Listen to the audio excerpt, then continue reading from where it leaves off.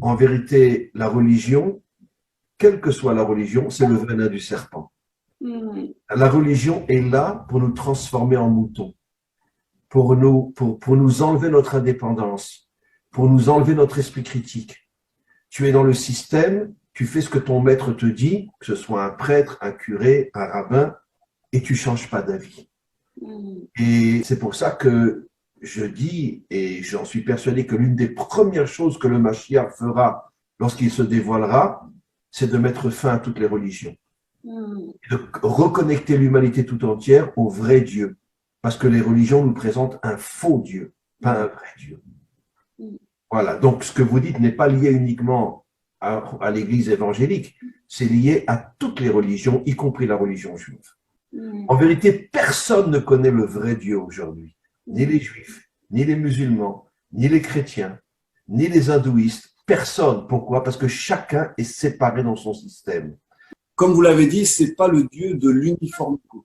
Mais ça veut dire que chacun aussi, chaque peuple aussi doit avoir une identité. Parce que si le peuple oublie son identité, c'est ce qui s'est passé avec l'assimilation. Maintenant, il est temps de se réveiller et de revenir aussi à votre essence. Sinon, malheureusement, on retourne justement à un système d'uniformité où tout le monde est pareil, tout le monde est assimilé dans ce grand gouvernement mondial, où tous les peuples sont absorbés et ont plus aucune connaissance de leurs racines et de leur identité. Donc il faut faire attention, comme vous l'avez très bien dit, entre l'uniformité et la diversité qui permet de créer une unité, comme vous l'avez dit, d'un puzzle. Mais il ne faut pas oublier son identité. Tu sais que je confirme ce que tu dis. Nos maîtres disent dans un traité du Talmud qui est Masechet Avodah Zarah, qui parle de l'idolâtrie, que l'une des premières actions du Mashiach sera de redonner à chaque peuple son identité. Parce que nous avons tous perdu notre identité. Même Israël a perdu son identité. Et donc, évidemment que mélangé au milieu des peuples, on a perdu notre identité. Et j'ai le courage de dire que même ceux qui sont encore pratiquants, notre véritable identité, on l'a perdue. Et comme je dis toujours, enfin je l'explique surtout dans mes cours en hébreu, qu'il faut arrêter de s'appeler juif, il faut s'appeler ivri. Que la différence entre un juif et un ivri, la véritable identité, c'est être un ivri. Et c'est quoi un ivri, disent nos maîtres? C'est aller contre le système.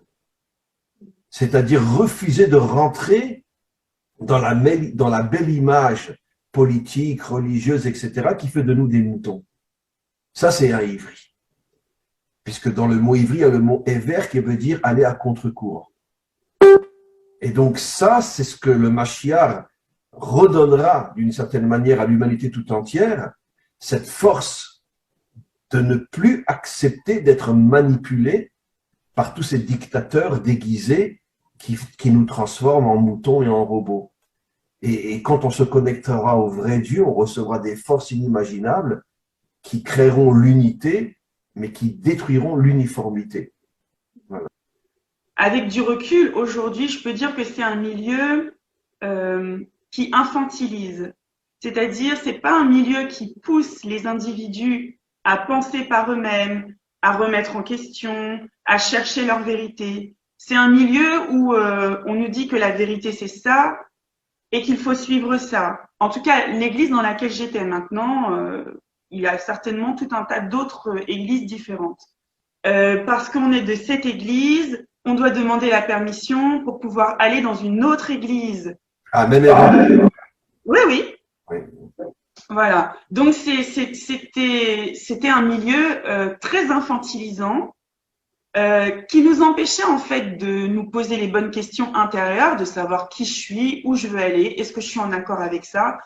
Si je veux être une bonne chrétienne, il faut que j'adhère à tout ce qu'on me dise et comme vous le dites très bien, que je suive comme un mouton.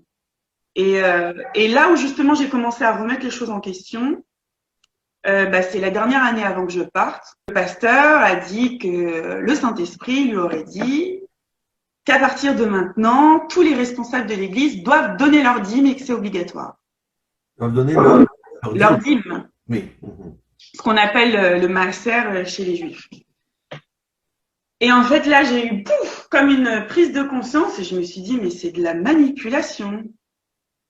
Il utilise finalement ce que soi-disant le Saint-Esprit aurait dit pour amener les gens à donner leur argent, et les gens qui sont dans une totale bienveillance, c'est-à-dire qu'ils ont vraiment envie de suivre ce que Dieu dit, ben ils le font.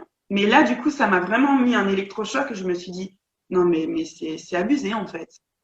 C'est manipuler les gens en faisant parler Dieu, parce que, ben, qui on peut être pour dire que Dieu dit ci ou Dieu dit ça? Enfin, on a tous notre libre arbitre et c'est notre relation personnelle avec Dieu. Donc, bah, ça déjà, ça a commencé ça m'a repoussé un petit peu. Ce que l'on m'avait transmis à l'église, c'était que Jésus est Dieu.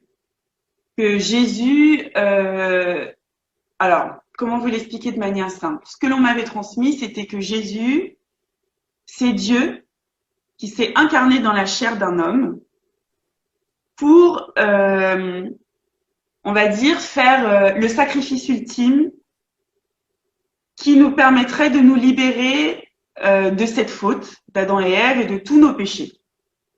Donc, moi, à l'époque où j'étais à l'église, je priais Jésus, je parlais à Jésus, j'étais dans cette conception que Jésus est Dieu. Voilà. Après, c'est vraiment en discutant beaucoup avec mon frère, donc quand je suis sortie de l'église, et qu'il m'a mis face peut-être à certaines incohérences du message, que là, je me suis dit, ok, et les gens, on en fait un Dieu. Mais aujourd'hui, c'est vrai que je n'arrive plus à prier Jésus. Ça a été une période de confusion pendant un long moment, c'est-à-dire je me disais, mais mince, mais la vérité, elle est où finalement? Les chrétiens évangéliques, ils me disent que c'est ça. Si je suis ce que mon frère dit par rapport à la Torah, c'est ça. Mais si je vais suivre les musulmans, ça va être ça. Mais la vérité, elle est où finalement? Donc pendant un long moment, j'étais vraiment dans cette confusion-là. Mais comment, j'arrive pas, jusqu'à aujourd'hui, je n'arrive pas à comprendre comment on peut croire que Dieu s'incarne dans un homme. Comment on peut adhérer à une chose pareille? Et comment c'est possible? Excusez-moi, je vais le dire un petit peu d'une manière, bon, les gens me connaissent. Jésus n'allait pas aux toilettes, il pétait pas, il n'avait pas des diarrhées. Excusez-moi, il rotait pas. Donc, c'est évident que oui. Comment on peut croire que Dieu s'incarne dans un homme qui va aux toilettes et quand il sort des toilettes, ça sent pas bon. Donc, comment on peut croire? Comment il y a des milliards d'êtres humains sur Terre qui sont peut-être sur le plan individuel des gens très très bien, parce que qu'à Dieu ne plaise que je les critique. Mais comment on peut croire que Dieu puisse s'incarner dans un homme?